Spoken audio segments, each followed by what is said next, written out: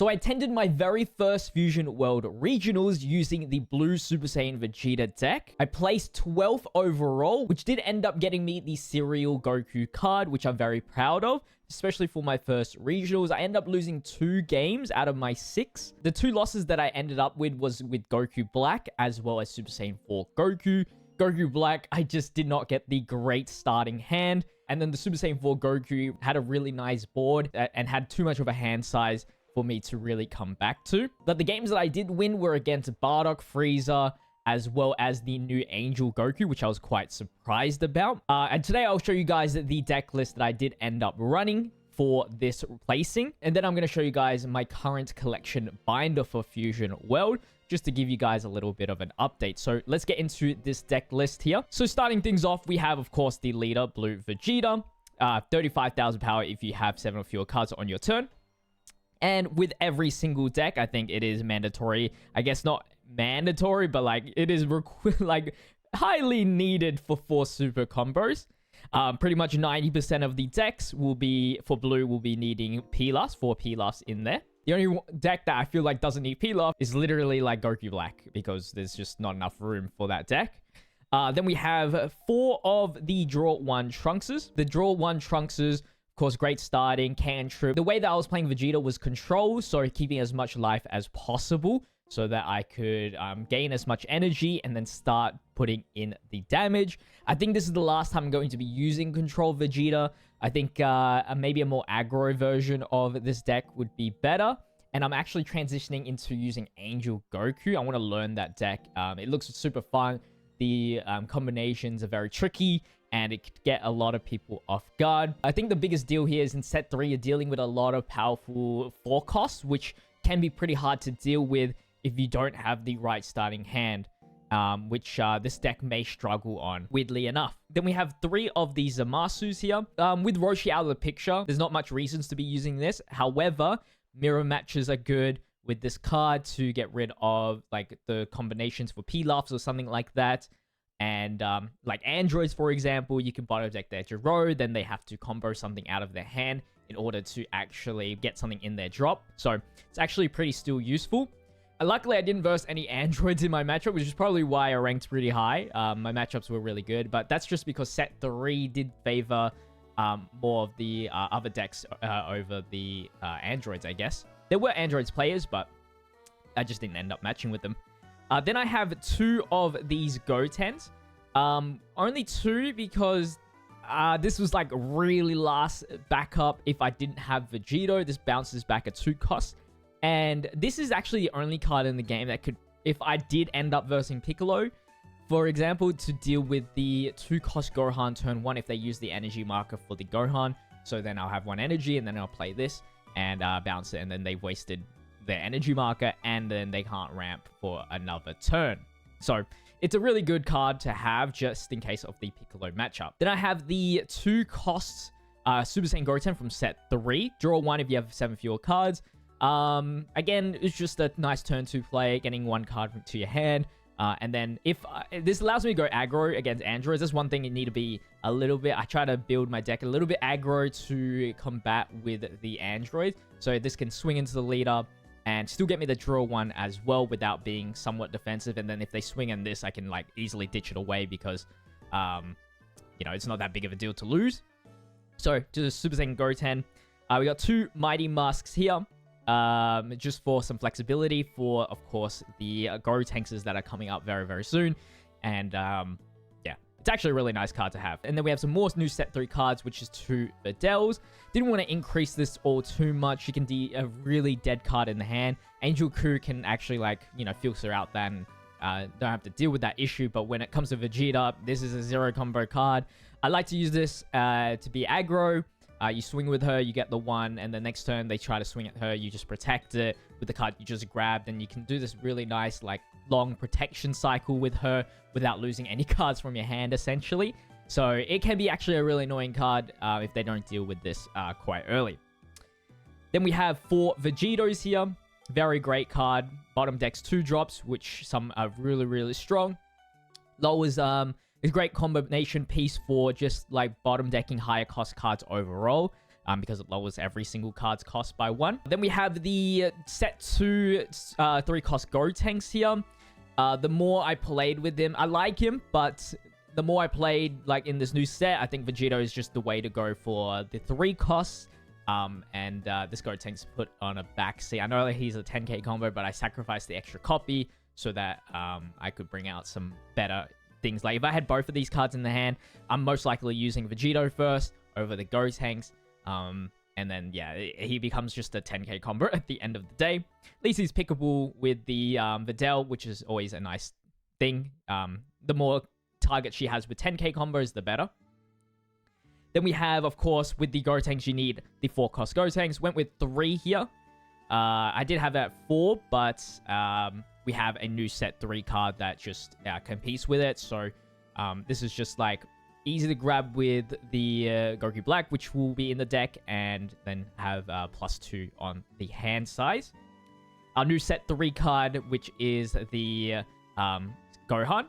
So comboed with the Vegito here, you can bottom deck 4 drops. So I dropped Sickle instantly, but when I do go and change the deck around, I actually do want to have maybe 1 or 2 Sickles still, even with this card, because this card can get rid of pretty easily. It's not the hardest thing to get rid of. Like red can take it out pretty easily, and then even black can like bounce back the Vegito, which is really annoying.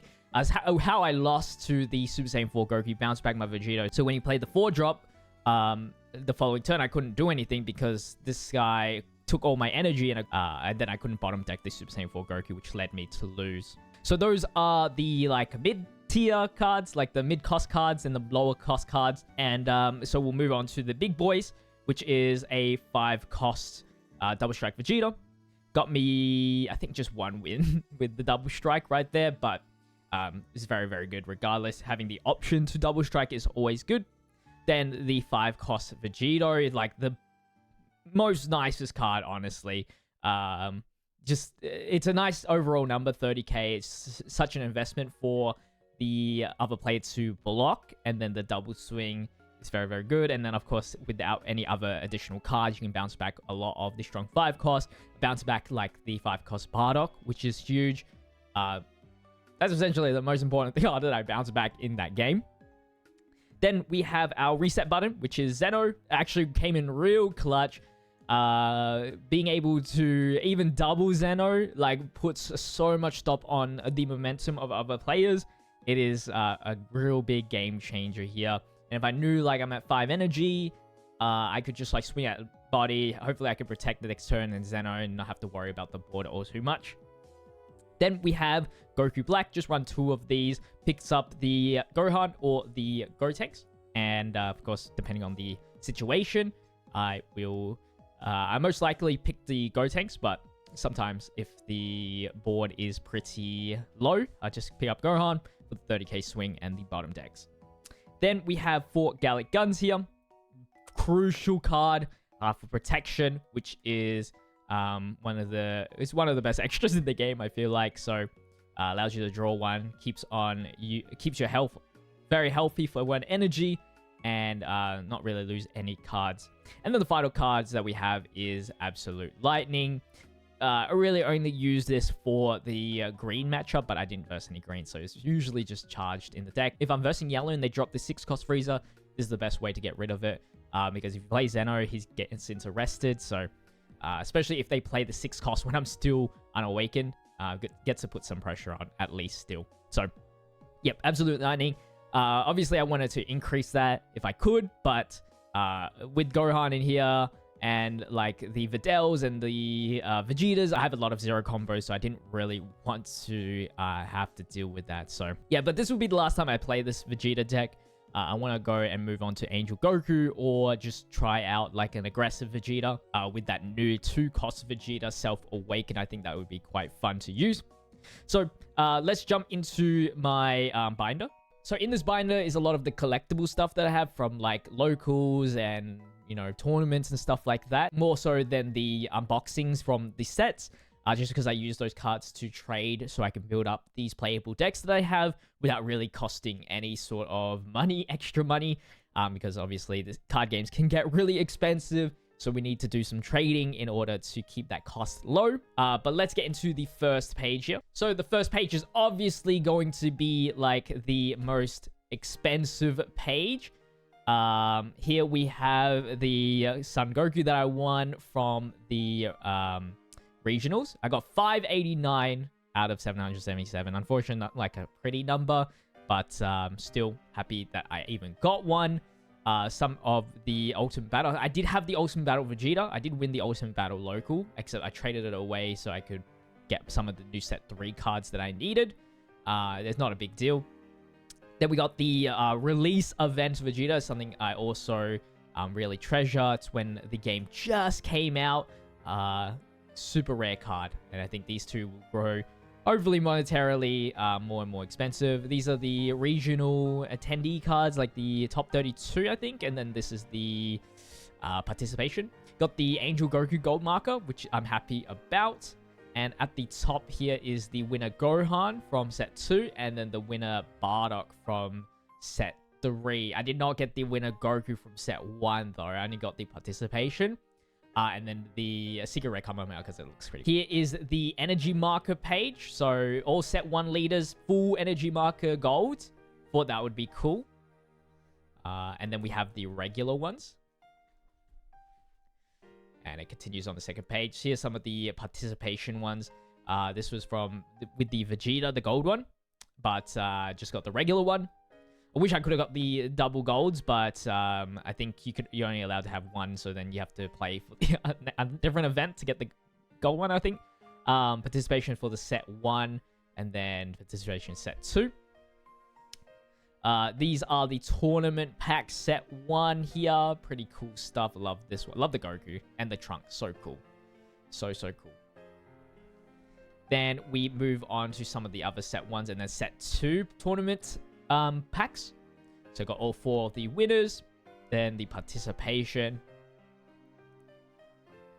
then this is the Ultimate Battle as well promo cards, and then the set 3 participation right there, the Bardock. So pretty cool. Then we got some release events. This is probably the least important thing. I don't know if I should keep it in here, but it fills out the binder just nicely. These are all like when you go to the release event, you get these release packs, which includes like the same commons from the set, but it has like the gold badge of the release event. So I think they're just all commons and uncommons. But it's still cool, I think. It's pretty cool. Nothing too exciting. It's all commons and uncommons. So it's like, you know, some of the cards are not always that great. But I'm sure if you play the game, you're familiar with that.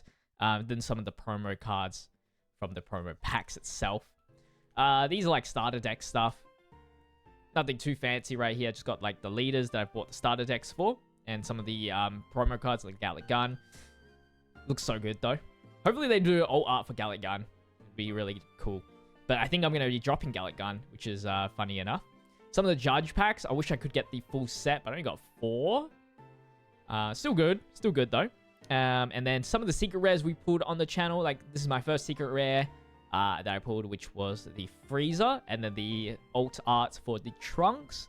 The second secret rare, Golden Frieza. Didn't pull on the channel, but I opened it on like a local and got that, and as well as the sale, which was pretty sick. So got 2 big hits from just playing in locals.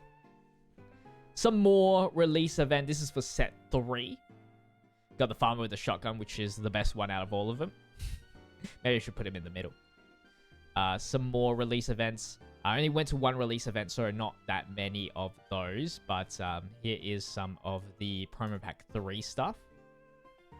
And then this stuff is insane. These are the championship packs. So this is what you open up for the regionals. Try to trade for all of the extra cards. I think the extra cards just look so sick. So I really wanted to get like the full set. I don't think that there may be the Videl one, I think is one of them. I forgot. But yeah, I got at least the black, greens, and the reds. I might be missing 1 more, but or maybe 2 more. But it looks cool. Like the cell looks so sick. I love this Gohan one. Probably my favorite. Probably second to the secret rare alt art Gohan from set 3, and the Jiren right there. And then the last page is some of the regular cards from the championship pack. So you got the Hercule and the Goku right there, which is the draw 1. That's pretty much my binder so far when collecting. How long has this game been out? Like a couple months now. Like I'd say like 6 months or something like that. So it looks pretty good. I had a 4-card binder at the start, but it filled out pretty quickly. So I needed to get a 9-card binder, and hopefully we can fill this out very, very soon. Definitely past the halfway mark.